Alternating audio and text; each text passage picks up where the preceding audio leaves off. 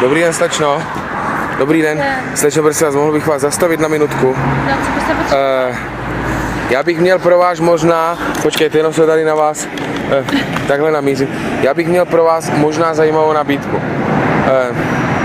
No. Jak to říct? Já zastupuju jednu modelingovou agenturu a nešlo mi nevšimnout si, že jste super vysoká.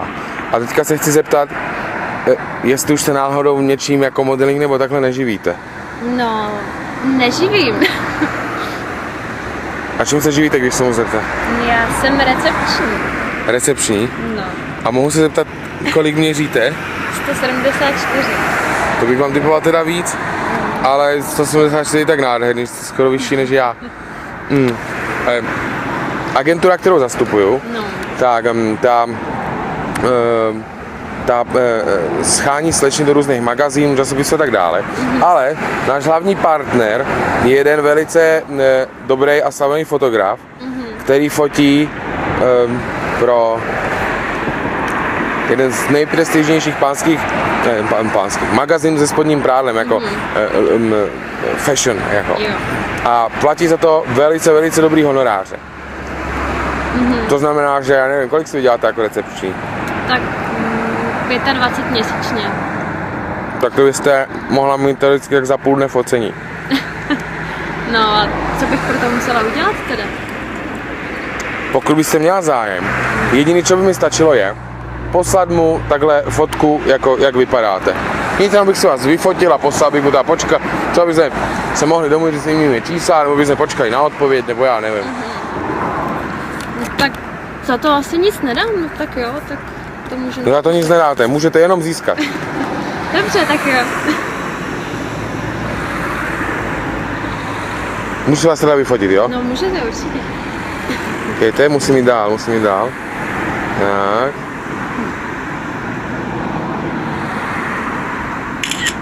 Já mu to teda pošlu, jo? Dobře, tak jo. Tak mi dejte chvíličku. Slečno, už mi přišla zpráva. Výborně. Tak. Chcete si to přečíst, nebo vám to můžu přetlumočit? Tak povídejte. Slečno, velice se mu líbíte. Jo. Fakt. Fakt? Tak to je super, asi. Jako, jak máte čas třeba o víkendu? No. Co kdybyste se jako přijela k němu na osobní jako casting nebo pohovor a seznámila se? No já mám o víkendu volno, takže můžu. Můžete? Teoreticky.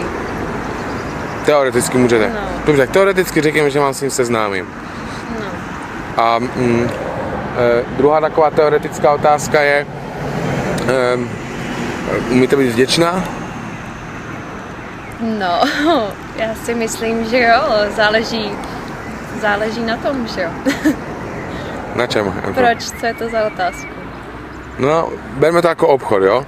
Já vás s někým seznámím, kdo vám nechá vydělat spoustu peněz, možná změníte zaměstnání, budete mít kariéru. Co za to? Potřesu vám rukou, budu vám velmi vděčná. No, to je hezké, ale tak jsem to úplně nemyslel. No.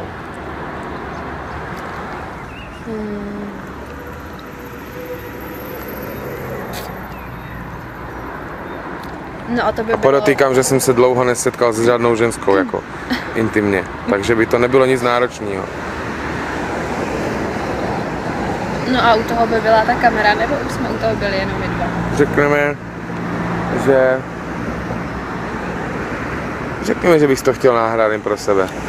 Jenom pro sebe. Samozřejmě. Nebudu se potom objevovat někde na free video nebo něco takového. Na internetu myslíte? Ne. No já... A ty prachy bych vám dal hned. Žádný, že potom. Abyste měla nějakou jistotu. No tak... Já to asi zkusím, no asi vám budu věřit.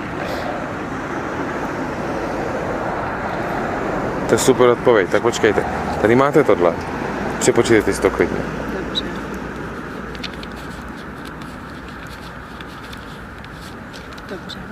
To teďka stačí, když najdeme jenom nějaký poklidný místo, kde nikdo nebude. Máte trošku odvahu? No, asi jo. Co jít zkusit tohle, jestli tam nenajdeme nějaký sklep nebo něco podobného? Tak jo, tak jdem zkusit. Jako nějaký sklep nebo co? To nikdo nepřijde. Tady odliš. Tak. Určitě sem nikdo nepřijde. Ne.